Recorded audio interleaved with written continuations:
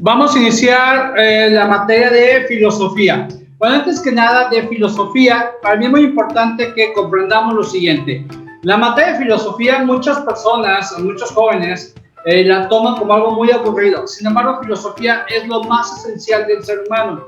Básicamente, desde que naces, te empiezas a cuestionar, a buscarle el entorno y saber que lo que tú estás viviendo es la realidad y no una falacia. Cuando tú empiezas a investigar, a preguntarte el porqué de las cosas, ya estás filosofando.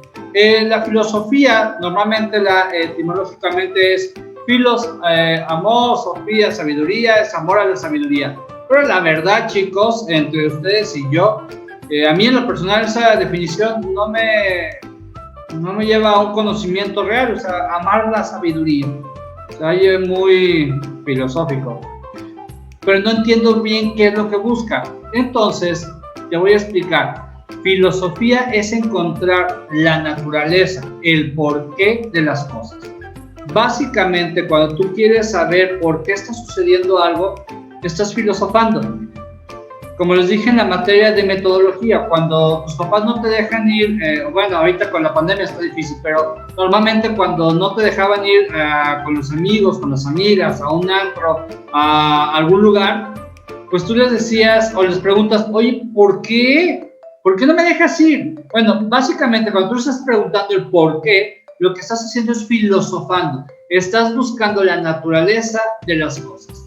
Por eso es importante que tú te des cuenta que cada vez que haces una pregunta, un porqué, dependiendo del significado, es la ciencia la que tú estás buscando.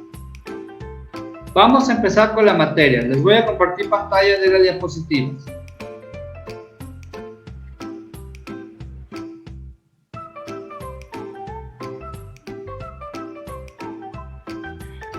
Empezamos con el bloque 1.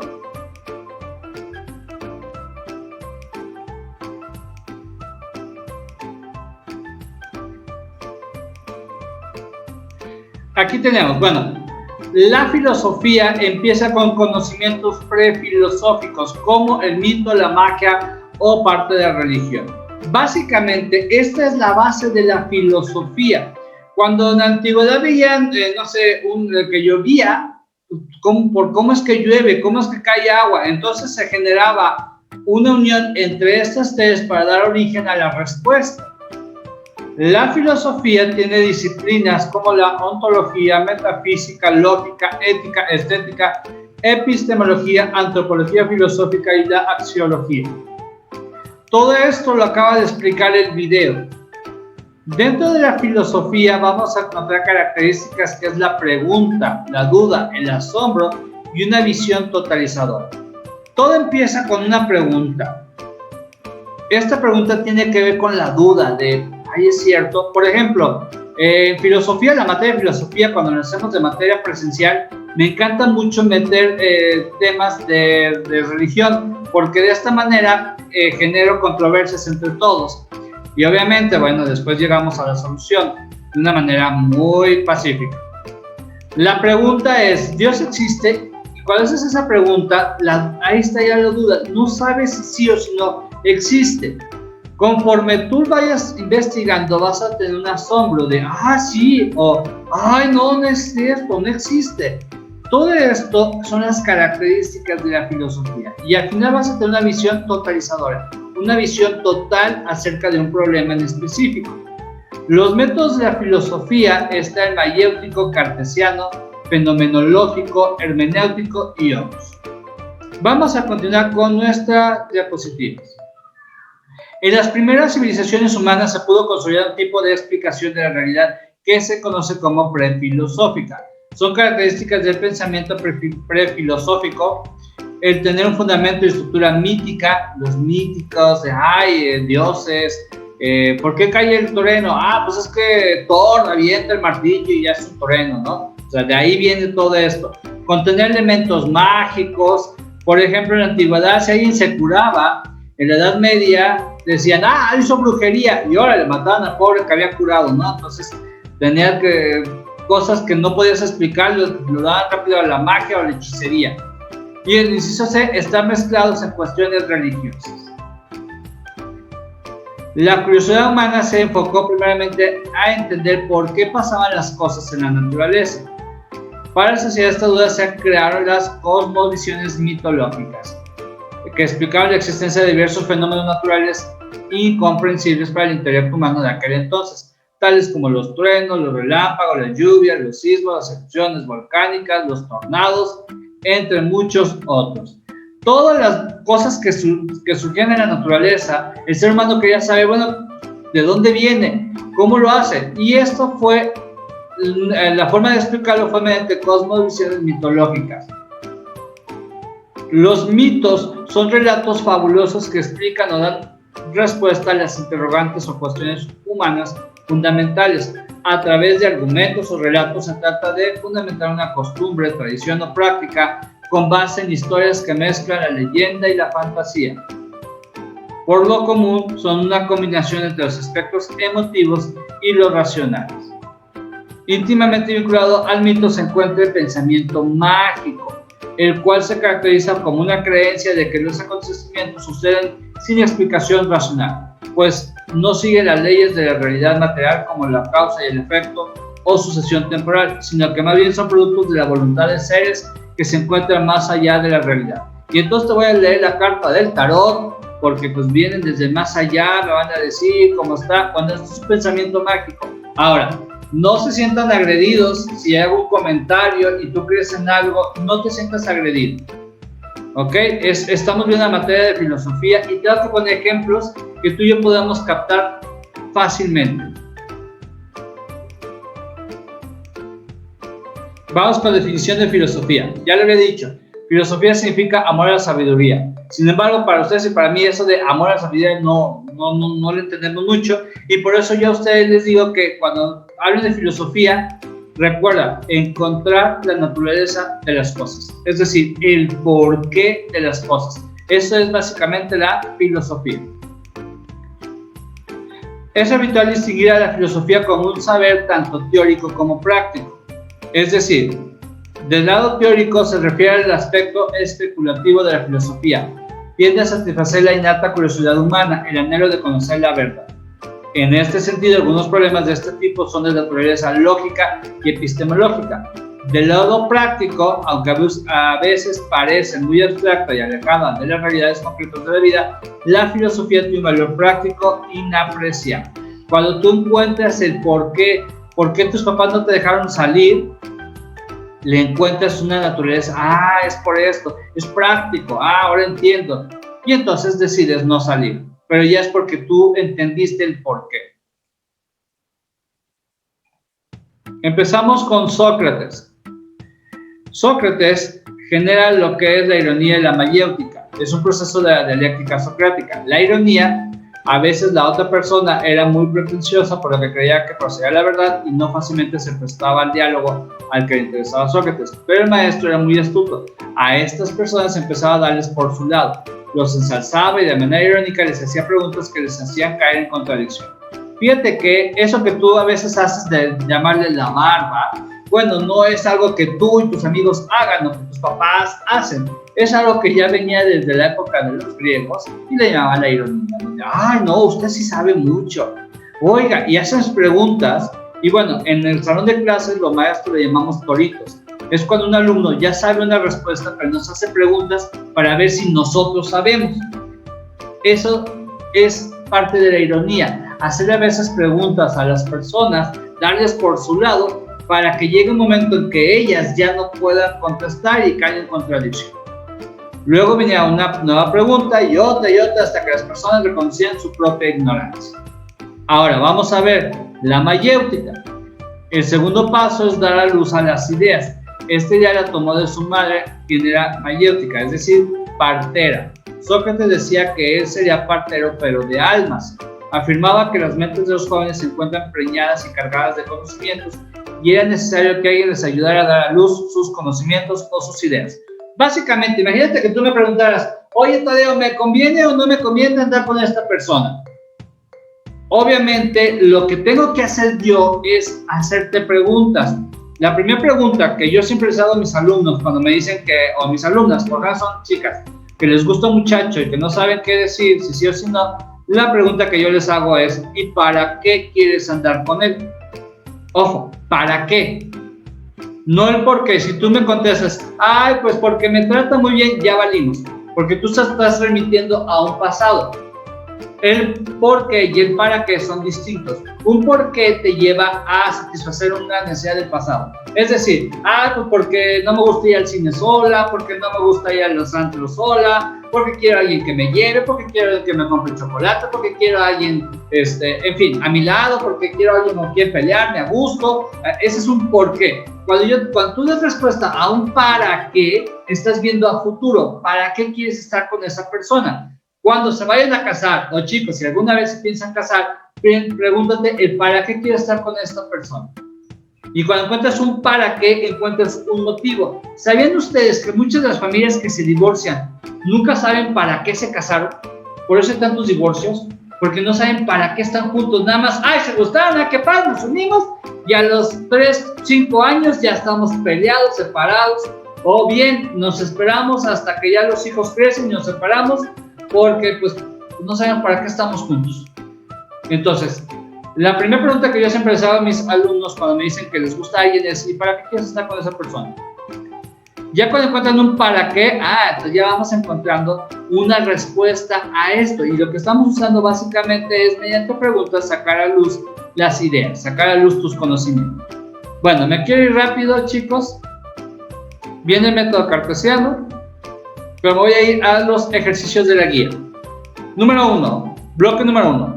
Son relatos fabulosos que explican o dan respuesta a las interrogantes o cuestiones humanas fundamentales. El mito.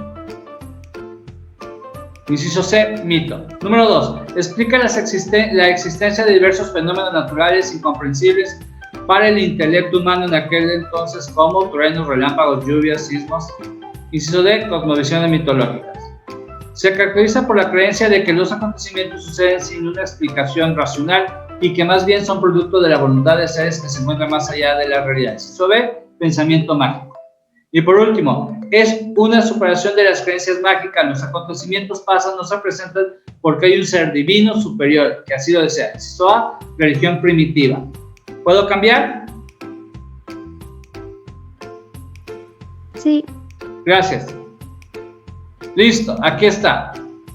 Inciso A, área de la filosofía que estudia al ser en general. Es ontología. Aquí está, ontología. Inciso B, la estética es una disciplina filosófica que estudia lo bello. Tanto la belleza natural, lo bello creado por el ser humano, es a lo que conocemos como arte. Inciso B, arte. Vamos con el inciso C.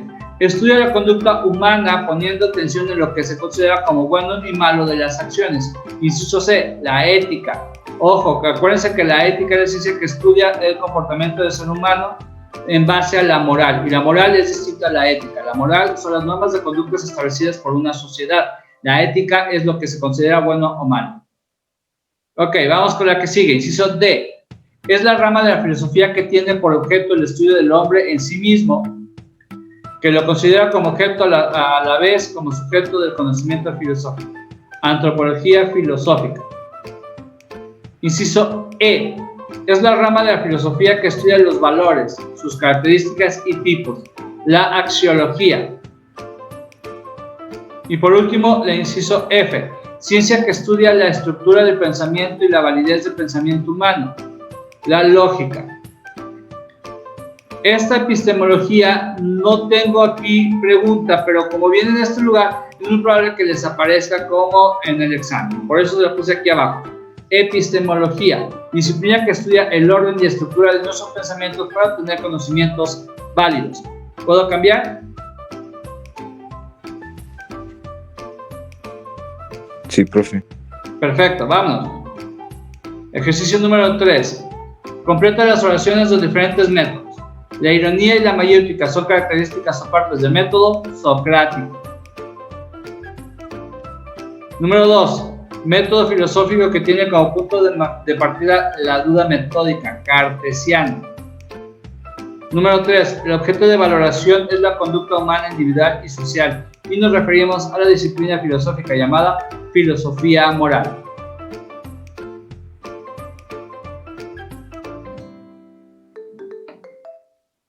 ¿Listos?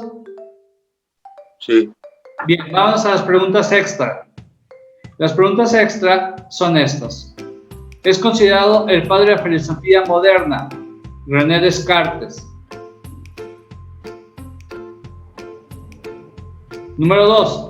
Nació en Atenas en el 470 a.C. y es uno de los más grandes filósofos de todos los tiempos, Sócrates. Y acá está la que es mayéutica. Es parte del método socrático que consiste en ayudar a dar a luz a las ideas, mayéutica. Axioma. Proposición enunciado tan evidente que se considera que no requiere demostración. Y en su guía viene, en su guía viene esta de ¿sabías qué? Esta es también una pregunta en el examen. Bien, les voy a platicar un poquito de Sócrates antes de continuar con el siguiente bloque. Sócrates era un filósofo, pero no sabía leer y escribir. Era una persona que ayudaba a las demás a sacar a luz a las ideas, o sacar las ideas a luz. Básicamente lo que hacía Sócrates era hacerte preguntas. En aquel entonces, en los griegos, cuando iban y atacaban otro poblado, otra ciudad, otro lugar, se tomaban esclavos. Los esclavos eran en ocasiones las personas más inteligentes de aquel lugar y eran utilizados para darles clases a los hijos de las clases nobles. Entonces, si tú eras clase noble, tenías mucho dinero y eras poderoso, político, pues querías que tus hijos fueran los mejor educados y entonces veías quién de los otros pueblos que habías dominado eran los más sabios, que tenían más ciencia, y a ellos los traías como esclavos y ahora educaban en tu casa. ¿Qué pasaba? Que después estos filósofos esclavos iban por las plazas y enseñaban su educación, lo que ellos sabían. Y obviamente era una competencia entre familias para ver quién tenía el esclavo más sabio. El problema era los discípulos de Sócrates. ¿Por qué era un problema? Porque estos cuates llegaban y utilizaban la ironía y la mayéutica. Y entonces la ironía decían, ¡ay, usted es un sabio! ¡Wow! ¿Cómo lo admiramos? ¿Verdad que sí? Y, oh, sí, decían los demás discípulos. Oiga, ¿y usted sabe por qué existe esto? Y empezaba aquel sabio a responder las preguntas de los discípulos de Sócrates. Pero, surprise, llegaba un momento en que no lo sabía. Sócrates decía, yo al menos sé que no todo lo sé, por lo tanto soy sabio. Aquel es un ignorante porque no sabe que ignora lo que no sabe. Entonces, básicamente Sócrates y sus discípulos iban y agredían con su forma de filosofar a las demás culturas, a las demás familias. Esto generó un momento de riña donde metieron a Sócrates a la cárcel en base a que él decía que había vida después de la muerte, lo cual no se podía saber porque para saber si hay vida después de la muerte tienes que estar muerto y ya no puedes regresar aquí. Entonces no se podía y por lo tanto era una mentira y lo metieron preso por ser mentiroso. Y le dieron, el castigo era que muriera por base a la cicuta. La cicuta era darle veneno en la comida, pero no sabías si ese veneno iba a ser en el desayuno, en la comida, en la cena, el día de hoy, mañana, pasado o dentro de varios años. De hecho, Sócrates no recuerdo cuántos años vivió encarcelado. Y básicamente, pues él también tenía amigos poderosos que decían, no, ¿por qué no dices que es mentira? Y sales. Y básicamente Sócrates decía, no voy a hacer eso porque al menos cuando muera voy a saber lo que ellos no saben, si hay vida después de la muerte. Entonces él no peleó su causa porque era injusto el que lo tuvieran preso. De Sócrates no se sabe, todo lo que se sabe de Sócrates fue escrito por Platón. Platón fue discípulo de Sócrates. Ojo con esto, Platón, como tú y yo lo conocemos, no es su verdadero nombre, es su apodo. Lo más curioso para las personas que, ay, cuidado con el bullying, ay, es que es acoso, no pongan apodos. Es que cuando ves filosofía, estás utilizando apodos en vez de nombres. El nombre de Platón es Aristóteles. El problema es que el discípulo de Platón también se llama Aristóteles. Entonces, si en la historia dejamos Sócrates, Aristóteles, va a haber una confusión entre Aristóteles y Aristóteles, y entonces lo que hizo la historia en todo el mundo es dejar el apodo de Aristóteles con su apodo que es Platón. ¿Por qué le dicen Platón a Aristóteles? Bueno, era un militar y tenía una espalda muy ancha, como si fuera un plato hondo. Me imagino que estaba como jorobado, ¿no? Entonces, pues básicamente, por eso decían Platón. Ahí viene el Platón, pues es su apodo, ¿no? Pues una espaldota, anchota, era militar. Y él era el que sabía leer y escribir. Acuérdense que en aquella época no todo el mundo sabía leer y escribir. ¿Por qué? Pues porque ¿para qué querías aprender a leer y escribir si tú te ibas a dedicar a la guerra o te ibas a dedicar a sembrar o otra cosa? ¿Para qué querías saber leer o escribir? Nada más los que necesitaban leer o escribir para su vida eran los que aprendían a hacer eso, y obviamente eran los de las clases altas. Y eso es en todas las culturas. También en México sucedía que en las culturas prehispánicas solamente se les enseñaba a leer, escribir y contar a la clase noble de las culturas prehispánicas. Muy bien, vámonos al segundo bloque, chicos. Bloque número 2. La importancia de la razón presocrática para explicar la realidad natural. Ahora lo que va a hacer la materia de filosofía es regresarnos a antes de Sócrates. Sócrates ya tenían una historia, una forma de cómo filosofar, pero los presocráticos, acuérdense que ellos utilizaban mucho lo que era el mito, el pensamiento mágico y la religión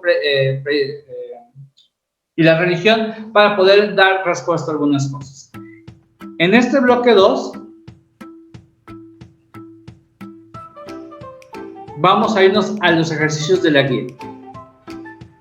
Los primeros filósofos que pretendieron hallar una explicación sobre el orden, naturaleza y origen del universo fueron conocidos como cosmogónicos, físicos o presocráticos. Verdadero.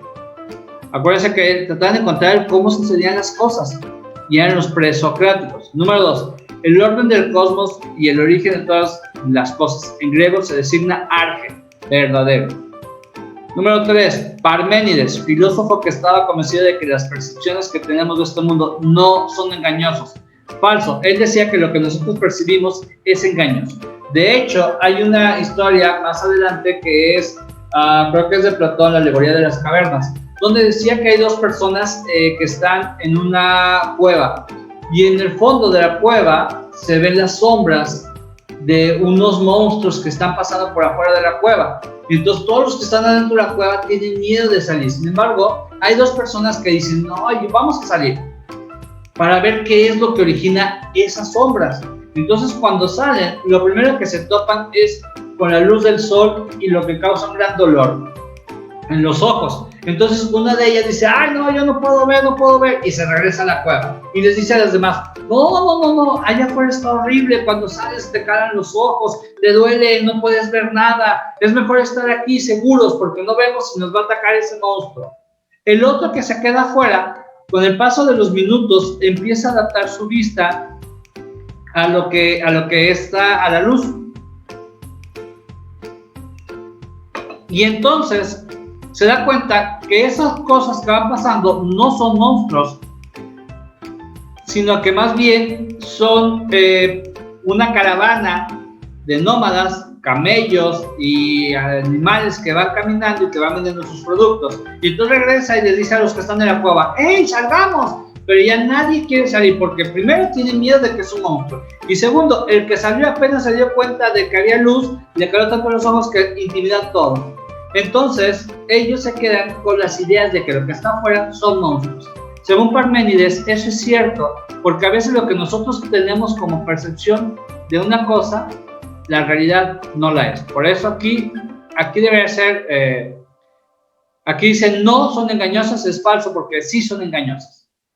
Vamos con el número 4. Físicos, es nombre con que se conoce a los primeros filósofos que pretendieron hallar una explicación sobre el orden, naturaleza y origen del universo. Verdadero.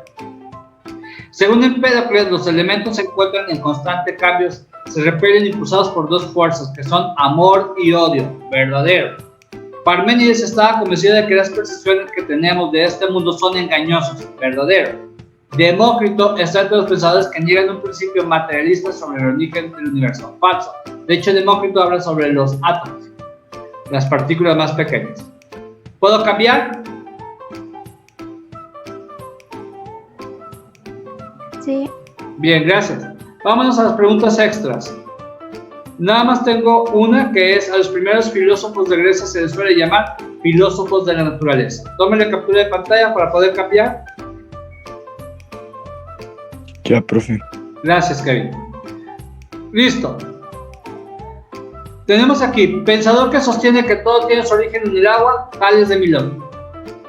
Pensador que sostiene que todo está compuesto de pequeñas partículas, Demócrito. Según este pensador, todo está constituido por la integración de 4 elementos, Empédocles. Pensador que considera que nadie puede bañarse 2 veces en la misma agua de un río porque está en constante movimiento, Heráclito. Filósofo presocrático para quien todo proviene del aperón o caótico, Anaximandro. Sostenía que todos los datos que adquirimos a través de los sentidos son meras percepciones y por tanto subjetivas. Así sería un error creer que las cosas son tal como se nos aparecen. Parménides. ¿Listo, chicos? Sí. Bien.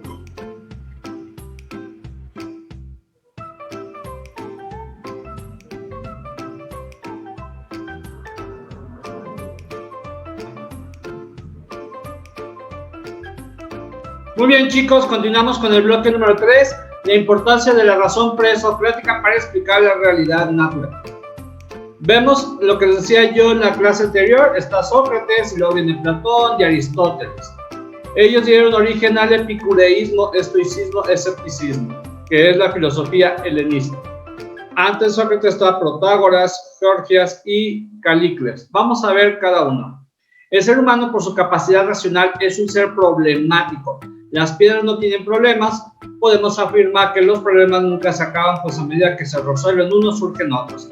Básicamente, la filosofía lo que nos está diciendo es que el ser humano es el único ser vivo que tiene la capacidad para poder hacer o cambiar su contexto y su forma de ser. A diferencia de los demás, por ejemplo, la abeja solamente te va a dar miel. Jamás vas a ver una abeja produciendo leche o haciendo otro tipo de actividades, no sé, pintando cuadros o algo así. No lo va a hacer la abeja.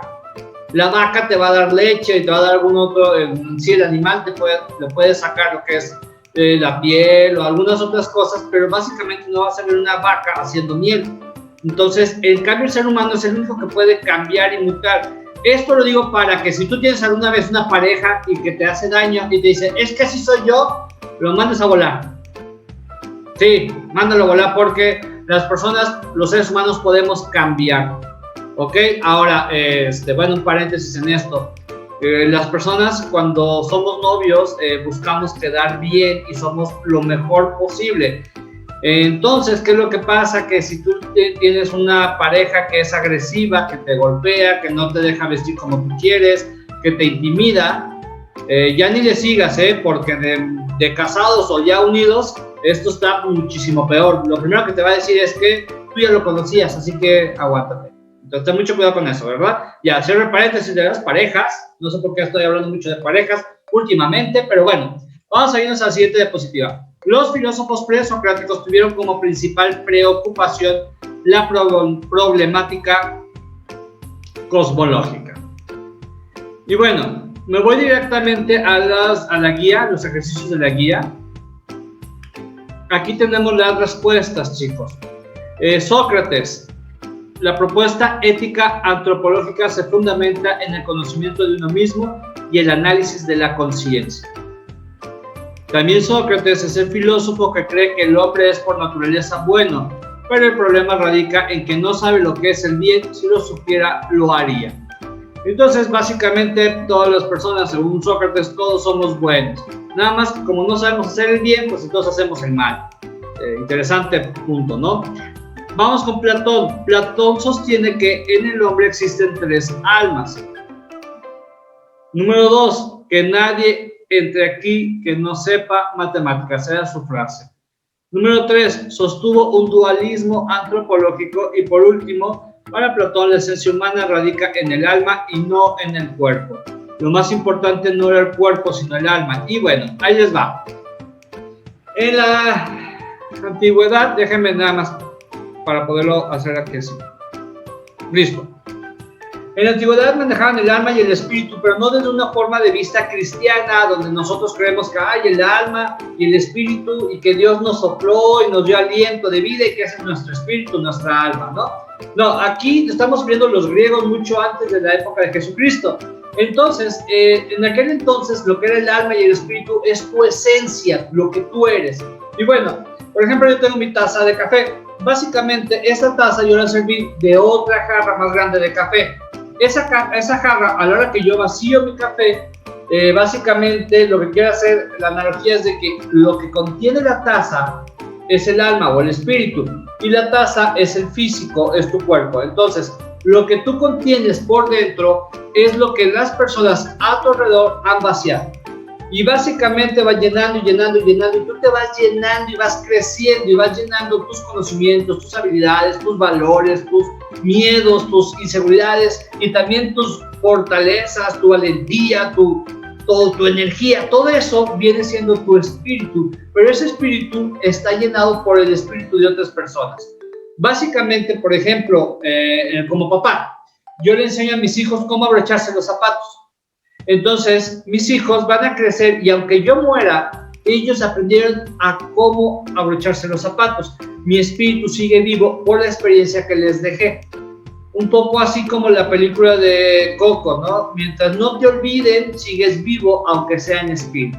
Entonces, básicamente, para Platón, lo importante no era tu aspecto físico. Ojo, obviamente lo dice el cuate que le apodaban Platón por su espalda chota, ¿no? Entonces, obviamente, ya imagino que cuando los feos decimos, o dicen, cuando los feos dicen, no, pues lo importante no es el aspecto, es cómo te tratan. Entonces, ahí estamos viendo que en el caso de Platón, lo importante no era el físico, sino el espíritu, tu alma, tu esencia, tus conocimientos, tus habilidades, era lo importante para Platón. Ok, continúo con las diapositivas, porque vamos a las preguntas extras.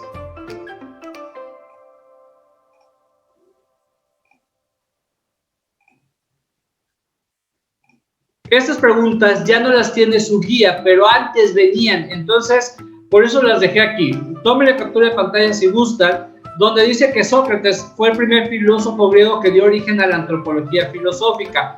También es el filósofo que sostuvo que el hombre no hace el mal porque sea malo, sino por ignorancia. Esta está parafraseada de este párrafo. ¿Qué quiere decir? Que en el examen te puede venir esta pregunta o te puede venir con estas palabras. Lo importante es que significa lo mismo. Las personas, si tú te fijas, un bebé no nace malo, un bebé no nace ya robando cosas, o un bebé no nace golpeando. Es las circunstancias de ese bebé las que hacen que ese bebé, cuando crece, como va creciendo, va golpeando, va agrediendo, va robando, va matando. Es las circunstancias. ¿Ok? Entonces, por eso Sócrates dice, pues no es que el hombre sea malo, sino es por ignorante. Cuando una persona te daña, te lastima, básicamente ignora el daño que te está haciendo. A lo mejor sí te quiere lastimar, pero no sabe a qué magnitud lo está haciendo. Por eso el hombre es ignorante. Número 3, es un filósofo que sostuvo que el hombre es un animal social por naturaleza. ¿Qué significa? Que el hombre, el ser humano, siempre tiene que estar rodeado de otras personas. Si tú me dices, no, a mí me gusta estar solo. Sí, pero es que son temporadas. O sea, de repente te gusta estar con tus amigos y te gusta estar riendo y te gusta estar mandando mensajes. Es más, si tú me dijeras, no, a mí me gusta estar solo, bueno, para empezar, no deberías de tener redes sociales. Número 2, no deberías de tener un teléfono celular. Número 3, no te deberías de juntar ni siquiera con tus hermanos, tus padres, tus tíos, tus primos, con nadie. Número 4, vete a vivir en la montaña, pero no te puedes llevar la ropa, porque la ropa que usas la confeccionó otra persona, por lo tanto la necesitas. Entonces, por eso Sócrates dice que el hombre es un animal social, necesita estar en sociedad por naturaleza.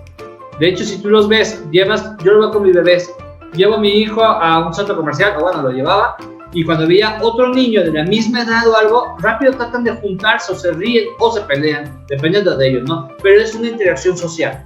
Ahora, las otras dos preguntas de Platón que no vienen en la guía son estas. Sostiene que la educación es diferente para cada clase social y que sostuvo la existencia de dos mundos. Es la del físico y el alma, ¿ok? ¿Puedo cambiar?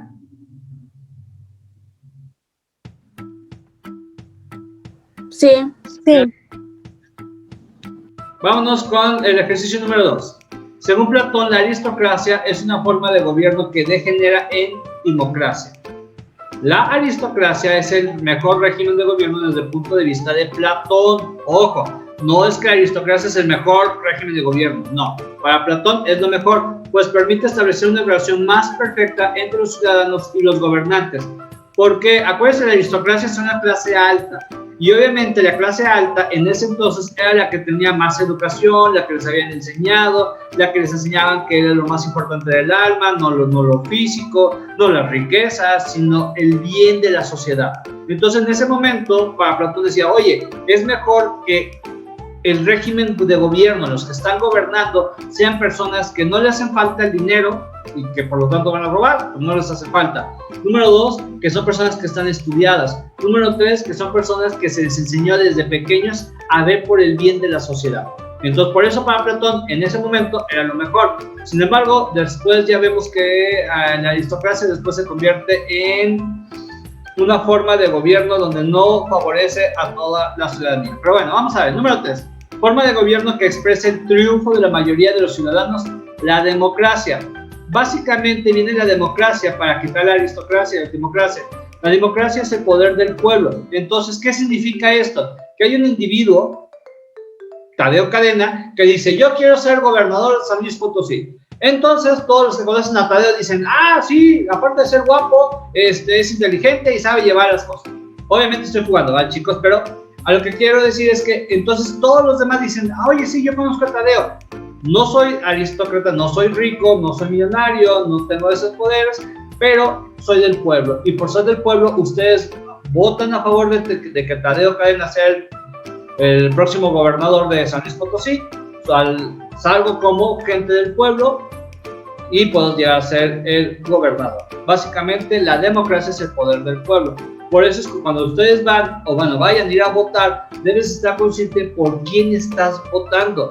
Tienes que saber sus ideas, sus políticas, su historia, porque básicamente el contexto de ese individuo es el que te va a decir cómo te va a tratar. La que sigue es la forma de gobierno que somete los derechos individuales a favor del Estado y lo logra por medio de la fuerza, debilitando al pueblo. La tiranía, básicamente es cuando el Estado, es decir, los que están gobernando, el presidente, el gobernador, todos ellos, deciden implementar sus leyes y para que tú no te levantes, para que tú no vayas y te pongas a manifestarte, lo que hacen es que mandan a la policía y todo para debilitarte a ti como pueblo, a ti y a mí como pueblo. Entonces a eso le llaman tiranía. La última, en la oligarquía existe la división entre ricos y pobres y no hay solidaridad ni buena educación. ¿Puedo cambiar? Sí. Bien. La democracia caracteriza como la forma de gobierno en la que el poder lo posee el pueblo y lo deposita en las personas que fueron designadas para ser representantes de todos los ciudadanos. Bueno, estas acuérdense que son como preguntas extras.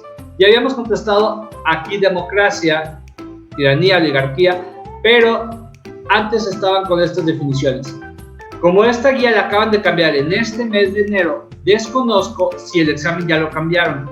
Entonces prefiero darle las respuestas como estaban antes y también las nuevas respuestas para que cualquiera de las dos formas, como ven el examen, que ustedes estén preparados.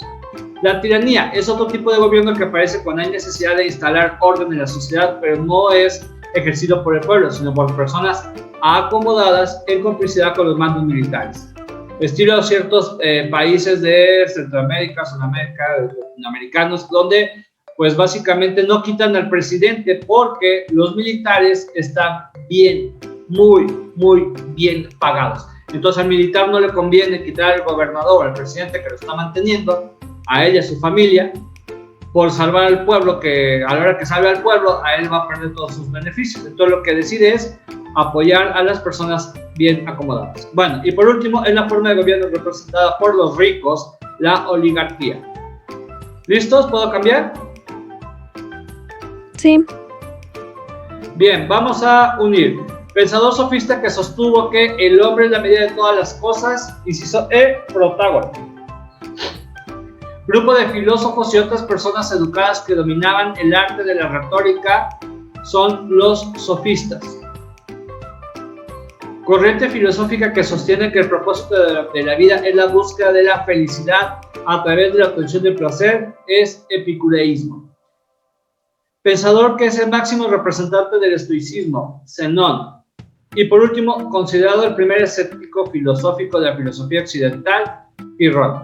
Bien, la filosofía empieza a buscar acerca de cómo puedes ser feliz. ¿Cómo vas a ser feliz? Entonces, para algunos, una tendencia es el epicureísmo. La felicidad la obtienes a través del placer. Entonces, por ejemplo, si tú tienes placer cuando estás tomando como yo un café, vas a decir, qué bonito, esto sí es vida. O, por ejemplo, cuando vas a la playa y te pones a descansar y dices, esto es vida. Bueno, ese punto de vista de que eso es la mejor vida y esa es la felicidad, es desde el punto de vista del epicureísmo, donde la felicidad la tienes a través del placer. Mientras tú seas feliz, tú estés contento, tú estés tranquilo, esa es la felicidad. No te importa si afecta a otros. Ojo con esto. Por ejemplo, al cuate que dice, no, pues a mí me gusta drogarme, muy mi vida, muy mi cuerpo. Pues sí y no, porque al final de cuentas, para que tú obtengas esa sustancia, es una sustancia ilícita y que al final de cuentas, para que tú lo obtuvieras, se tuvieron que infringir varias leyes. Y bueno, por otro es que si no la puedes controlar, no la fumes, dicen por ahí, pero lo que pasa es que hay personas que ya no la pueden controlar, ya es una necesidad y empiezan a robar, empiezan a hacer ciertas cosas que ya no es nada más con su vida, sino que ya están afectando a terceros. Y luego para colmo, vamos a suponer ahora un alcohólico, el alcohólico dice, pues es muy mi vida, yo puedo tomar lo que yo quiera. Pues ojalá fuera así. El problema está que a la hora que tú vas manejando vas a causar un accidente y vas a lastimar a terceros. Entonces a esos otros ahora hay que pagarles, o bien en tu caso como estás asegurado o no estás asegurado, llega la Cruz Roja y la Cruz Roja para poderte levantar tiene que gastar en la ambulancia y tiene que pagarles a las personas que te van a atender. ¿De dónde sale ese dinero? De los impuestos de toda la sociedad. Entonces al final de cuentas no es tu vida, sino la vida de todos nosotros que tenemos que estar pagando impuestos. Para el cuate que dice, yo me puedo drogar y puedo tomar y puedo hacer lo que yo quiera, pues no tan fácil, ¿no? Al final de cuentas luego aparecen muertitos por ahí. ¿Y qué tiene que hacer? Pues tiene que ir a la policía. Y el cuate del policía, pues le tenemos que pagar sus uniformes, la patrulla, el entrenamiento, sus sueldos, sus vacaciones, el seguro. ¿Por qué? Porque tenemos que tener policías. Entonces, ojo con esto. Acuérdense que Sócrates decía que el ser humano es un ser social, un animal social por naturaleza. Entonces, todo lo que hagas afecta a otros. Bien, voy a cambiar la pregunta extra de esta columna. Según Aristóteles, es la causa que nos dice de qué están hechos los seres. Material. ¿Listos? No, espere, profe.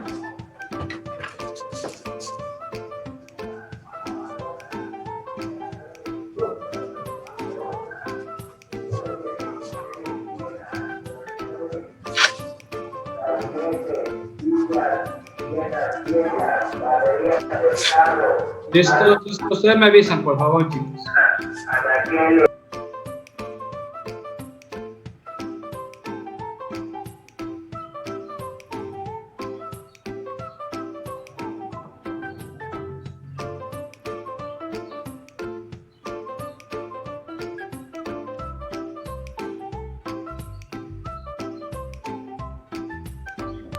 Ya, profe. Perfecto, gracias. Bien, vámonos al bloque número 4. La relación entre lo humano y lo divino en el pensamiento medieval. Bien, ya llegamos a la época media, ya llegamos en el momento en donde ya no estamos antes de Cristo, sino ahora ya estamos después de Cristo y estamos en la época media. La época media es antes de que se descubriera el continente americano, es decir, antes de 1400, todavía muchísimo antes, ¿ok? En esta época vamos a encontrar donde hay una hegemonía, hay un control muy fuerte por las creencias católicas, cristianas. Acuérdense que cuando hablo de cristianismo no hablo de los protestantes nada más, sino hablo de todas las denominaciones, creencias que tienen que ver con Jesucristo, ¿ok? Entonces cuando diga cristianismo estoy hablando católicos, evangélicos, protestantes, de todas las denominaciones. Va, una vez aclarado eso para poder empezar con esto. Viene el concepto del humano y su relación con la divinidad en la época medieval e inicios de la moderna, donde dicen que analizaba la relación del hombre con Dios para San Agustín y Santo Tomás. Vamos a utilizar estos dos y luego vamos a ver Martín Lutero.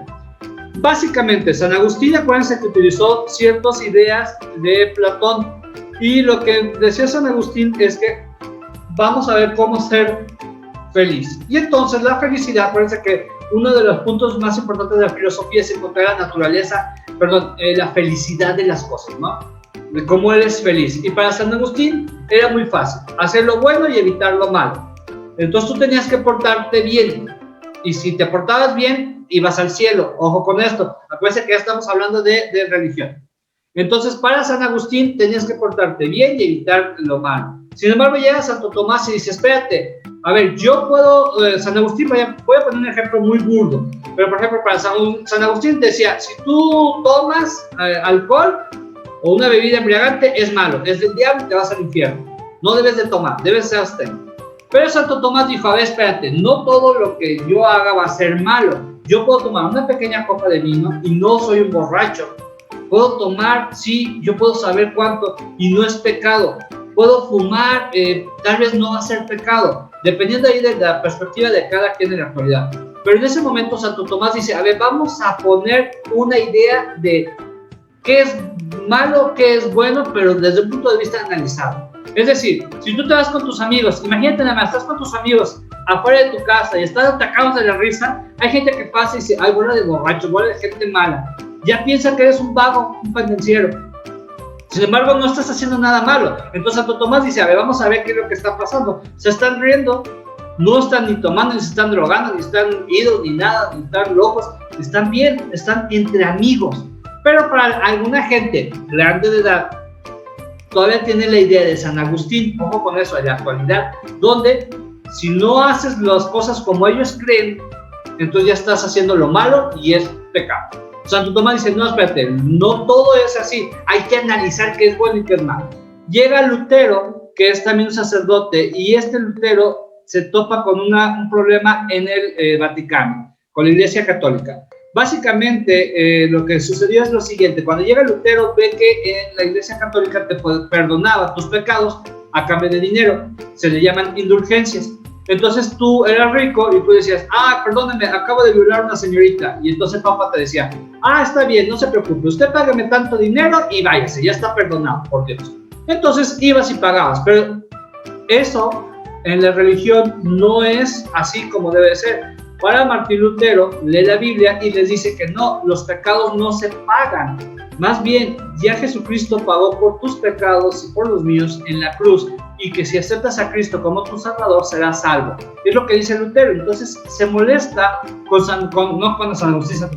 se molesta con la Iglesia Católica y va cuando regresa a Alemania, pega un manifiesto protestando contra las doctrinas que estaban haciendo en Roma.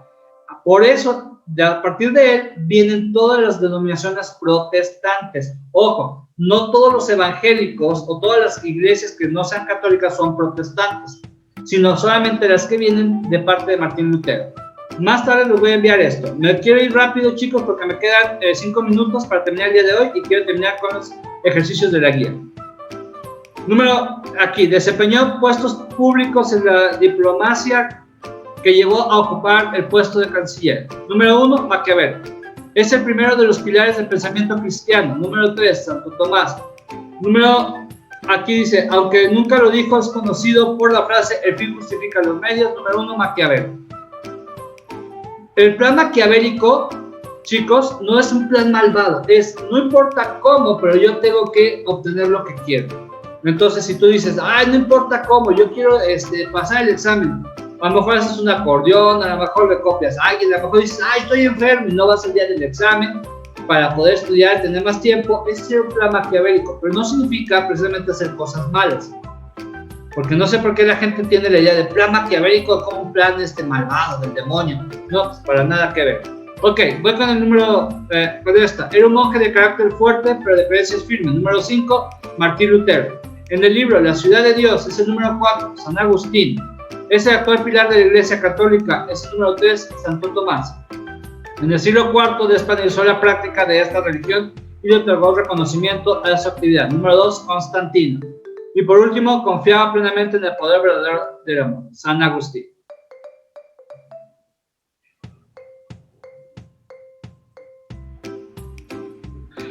¿Saben qué, chicos? Aquí donde tengo el número 3, no es Santo Tomás, chicos. Es el número 4, San Agustín. Por favor, nos quedaría 1, 4, 1, 5, 4, 3, 2 y 4. Este es el 4, chicos. ¿Puedo cambiar? Sí. Bien. Preguntas extras. Tome la captura de pantalla. Elabora un conjunto de pruebas de la existencia de Dios basadas en efectos visibles de su grandeza, Santo Tomás. Y la otra, le corresponde realizar la segunda gran síntesis del pensamiento cristiano, Santo Tomás. ¿Ya le tomaron captura? Sí. Bien. Vamos con esta para terminar el día de hoy. Las creencias de Lutero se radicalizaron más cuando se intensificó por parte de la Iglesia la venta de indulgencia, lo que les acababa de platicar. La teología proviene de dos vocablos griegos: teos, que significa Dios, y logos, estudio. Apologista, son los que defienden la fe. Roma tuvo una política de expansión y dominio, lo que le llevó a constituir el imperio más grande y poderoso de la antigüedad.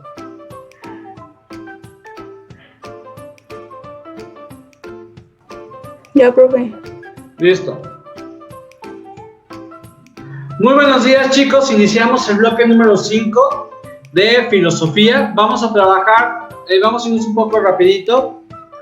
En este tema vamos a ver las crisis del saber aristotélico atomista. Y bueno, con la edad moderna, aparecen nuevas preocupaciones y temas de reflexión.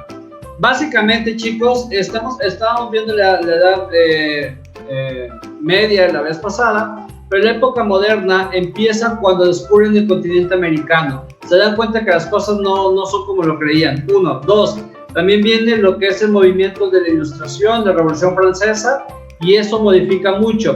¿Por qué? Porque en aquel entonces se creía que todo era lo que decía la iglesia, lo que decía Dios, y así eran las cosas.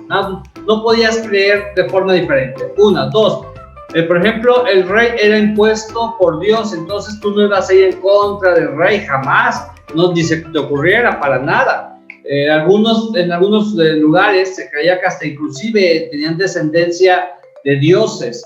Acuérdense que cuando hablamos de Dios, no es un Dios meramente como el que tú y yo nos han enseñado o en América se cree. Acuérdate que hay diferentes tipos de deidades en las que se cree en la antigüedad y bueno, en algunos casos venía continuando.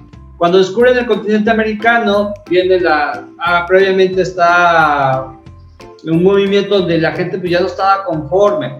Se descubre América, empieza la Revolución Francesa, empieza la Ilustración. ¿Qué es la Ilustración? Es dar luz, decir, no es cierto, no es que me haya portado mal y por eso Dios me castigó con una enfermedad. Yo me enfermé por andar, saliendo con este clima tan frío y por eso me enfermé. En fin, ¿no? Hay gente que todavía ahorita, siglo XXI, chicos, siglo XXI, con lo del COVID, y hay gente que dice, es que si me va a dar es porque Dios me va a castigar. O bien dicen, bueno, no sé si han escuchado, si me va a dar, pues me va a dar, y si no, pues no, ¿para qué me cuido? Entonces yo les digo a las personas que creen así o que me dicen eso, digo, bueno, pues entonces ¿para qué cierras con seguro tu puerta de tu casa? Si a fin de cuentas si te van a robar, pues deja la puerta abierta, no tiene caso que la cierres.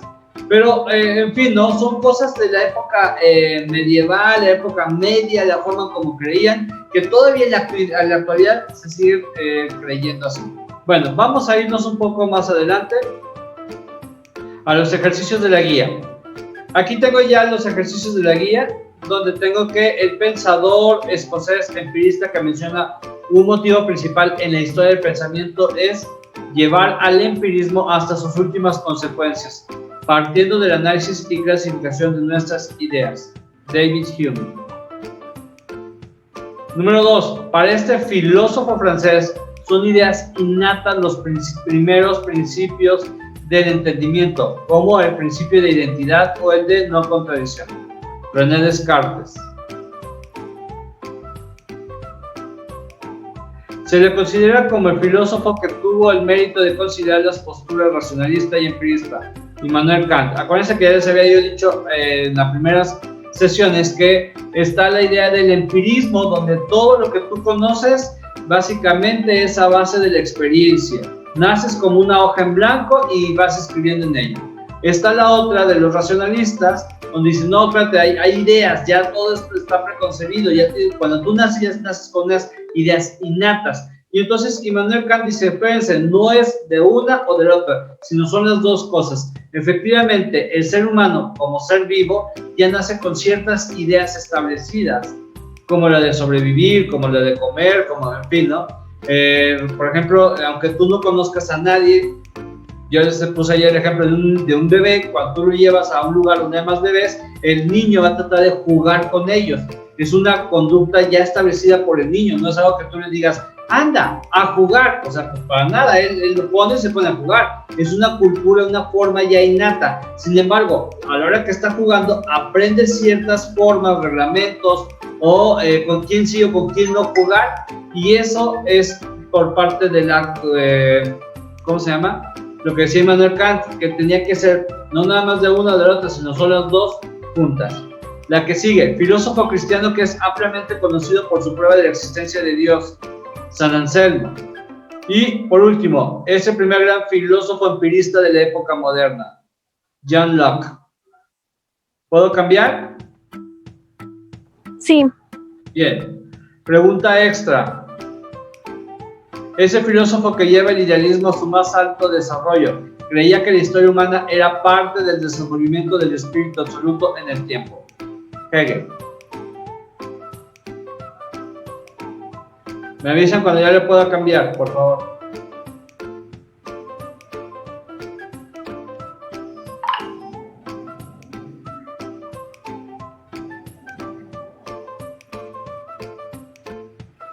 Listo. Perfecto. Segundo ejercicio del bloque 5. Hegel había leído con mucha atención la filosofía de Heráclito y que de él obtuvo la idea de que el mundo no es estático, sino que se encuentra en permanente cambio. Número 2. Al igual que Descartes, estuvo interesado en conocer y apoyar el pensamiento científico y matemático. Solo que a diferencia de Descartes, él vivió cuando la ciencia físico-matemática de Newton era toda una realidad. Immanuel Kant. Número 3. Prueba o argumento ontológico es una prueba tradicional de la existencia de Dios de San Anselmo y de allí se afirma su necesaria existencia. Descartes simpatiza con la postura de San Anselmo y declara su validez. Se llama prueba ontológica o argumento ontológico. Número 4. Una verdad que se puede tener por cierta sin tener que recurrir a alguna verificación por medio de órganos de los sentidos se llama a priori. Y por último, el espíritu hegeliano no es estático, por el contrario, ha evolucionado dialécticamente y atraviesa por 3 etapas. Todo esto lo puedes tú ver en la página 102 a la 103 del libro. No del PDF, chicos. Una cosa es el PDF y otra cosa es el libro. Las páginas me refiero.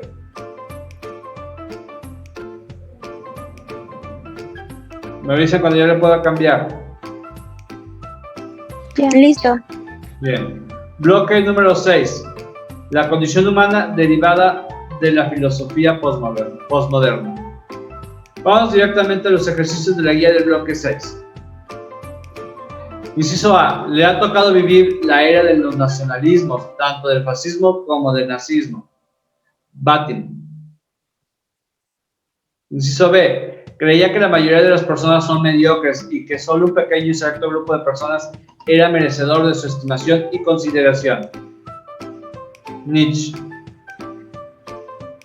Inciso C. Creo que muchos estamos como Nietzsche, ¿no? No se crean. Inciso C. Con el tiempo perdió la creencia en la legitimidad del marxismo como una teoría totalizadora y regresó al estudio y la estructura de la filosofía. Lyotard. Inciso D. Lo podemos ubicar como un filósofo existencialista, es decir, afirman que no existe una esencia que sirva para describir a todo ser humano. Heidegger. Y por último, inciso E, equivale a renovación, cambio, vanguardia. Marx amplió el significado, modernismo. Entonces cuando te digan, no, es que esto es bien moderno, pues básicamente es algo que se renovó, que cambió, que está a la vanguardia. ¿Puedo cambiar? Sí. Perfecto. Número 2. Relaciona ambas columnas correctamente. Empezamos. Es el proceso de la desvalorización de los valores supremos. La respuesta es inciso D, significa nihilismo. Esta se presenta como una crítica a la moral cristiana, que impone los valores de las clases sometidas a los valores de los privilegiados y aristócratas. Inciso A, transmutación de los valores. Número 3. Con su voluntad de dominio, su vida instintiva y sus pasiones, es capaz de situarse más allá de los hombres comunes y descubrir su fuerza e identidad, más allá de los abismos de la irracionalidad. Inciso E, superhombre. Número 4. Concepción filosófica que postula una repetición del mundo en donde éste se extinguía para volver a crearse. El mundo se desarrolla a través de ciclos que se repiten. Inciso B, el eterno retorno. Es la confrontación con una realidad que no creía en las utopías y que arrasó con ellas, con los deseos reformadores, con las revoluciones sociales y con los ideales de una sociedad mejor. Inciso C, postmodernismo.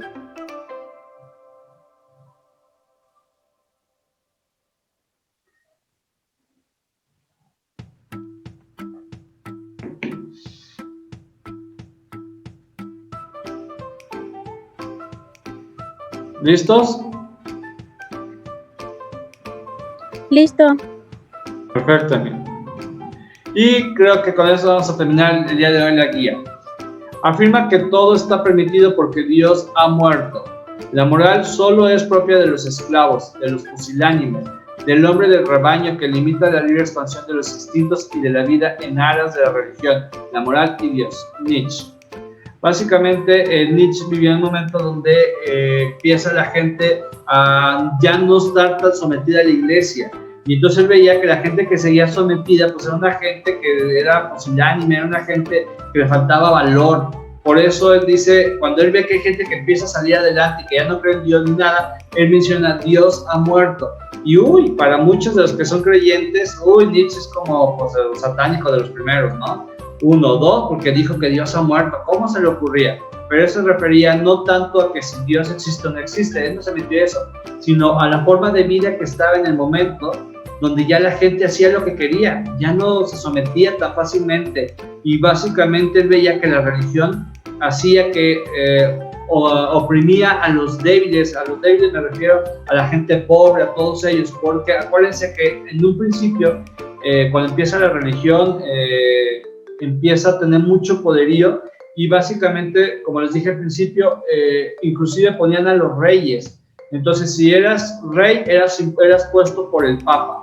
Si eras de la clase noble, tú querías ser sacerdote, ibas a ser un obispo, podías llegar a ser papa. Pero si eras de la clase baja, de los pobres, pues básicamente lo único que podías hacer dentro de la religión era ser un fraile, pero jamás ibas a ser el sacerdote de la catedral. Para eso tenías que haber sido gente de dinero, de poder, tu familia, para que tú pudieras llegar a ser un sacerdote pues, que fuera poderoso en esa época. Entonces, lo más curioso es que el 70% de la población era sometido, y yo creo que todavía, por el 30% de la población que era la que dominaba. ¿Cómo dominabas por ejemplo, si tú eres rico y tienes 7 empleados, pero esos 7 empleados los mantienes como esclavos? Porque había que eran esclavos, era gente que se moría de hambre, pero te trabajaba las 24 horas porque tú lo querías. ¿Cómo los podías dominar? Pues una de las formas era mediante la religión, porque las religiones decían lo siguiente: ay, hermanos, ahorita no se preocupen si viven mal, miren, el rico es rico, pero porque es malo y por eso se vaya al infierno. En cambio, ustedes, como son pobres, han sufrido ya todo su tormento en esta vida y van a ir al cielo. ¿Les suena familiar eso? ¿Lo han escuchado o han tenido idea de gente de que no, pues es rico porque es malo, es rico porque es mafioso, porque es roba o porque es un político corrupto, en fin? Esa forma de pensar era la que se manejaba en la Edad Media, donde la gente rica se hacía rica porque era mala. Entonces, tú eras pobre, te tocaba sufrir, pero el día de mañana, cuando murieras, ibas a ir al cielo y el rico se iba a ir al infierno. Entonces, de esa manera se dominaba a la gente pobre. Pero llega el modernismo, descubren el continente americano, se hace la Revolución Francesa, ya no están de acuerdo con eso, empiezan a ver que la ciencia da explicaciones a muchas cosas que antes la religión consideraba como que era un pecado. Por ejemplo, todavía hay personas que creen que si tú tienes relaciones sexuales, pero tú te estás cuidando, estás protegiendo, estás usando algún anticonceptivo, es pecado, es del diablo. No debes usar anticonceptivo. Ay, que Dios te mande los hijos que quieras. Y pues, nada que ver, eso ni siquiera es bíblico, no está nada. Pero hay gente que todavía lo cree porque vive limitada a una forma de religión que les educaron en algún tiempo. Entonces Nietzsche ve que hay un cambio y dice, no, espérense, ya no están viviendo como antes. Ya la gente está juzgando, la gente dice, a ver, dime por qué, a ver, explícame, yo quiero estar seguro de lo que tú dices. Por eso Dios ha muerto. Y esa es su frase de Nietzsche. Lo platico porque muchos de ustedes, cuando vayan a la universidad y van a alguna área de sociales o de humanidades, van a tener que ver a estos filósofos. Vamos con el otro, Batímo. Para este filósofo, como para otros pensadores intelectuales y artistas de su tiempo, en la actualidad existe una ruptura con las ideas que hasta entonces habían prevalecido y que se habían considerado incuestionables. Si se fijan, está relacionado. Pues hay cosas que en un momento creías que así tenía que ser y ahora te das cuenta que pues no. Por ejemplo, hace poquito he estado platicando con mi esposa, donde la gente, yo tenía papás que decían, ay no, profesor, es que mira cómo se la pasa mi hijo en el teléfono, en el celular, o sea, ya nomás estamos en la comida y ya nadie platica, todos están con sus celulares, se han perdido los valores de la familia. Y ahora con la pandemia, ay profesor, es que la única forma de poder estar conectado con la familia es con el teléfono, con el celular, con las redes sociales. Y yo, no te quejabas de eso, y ahora es como que, wow, lo máximo. Las ideas que en un momento estaban ya no son actualizadas o ya no están igual para ahora. Vamos con Heidegger. Su libro más conocido es Ser y Tiempo. Plantea buena parte de las ideas centrales de todo su pensamiento. Indica que la tarea de la filosofía consiste en determinar plena y completamente el sentido del ser, no de los entes. Y por último, Lyotard. En su libro La condición postmoderna, que fue uno de sus libros más conocidos, propuso examinar los cambios que tienen lugar en el saber cuando las sociedades entran en la llamada sociedad postindustrial.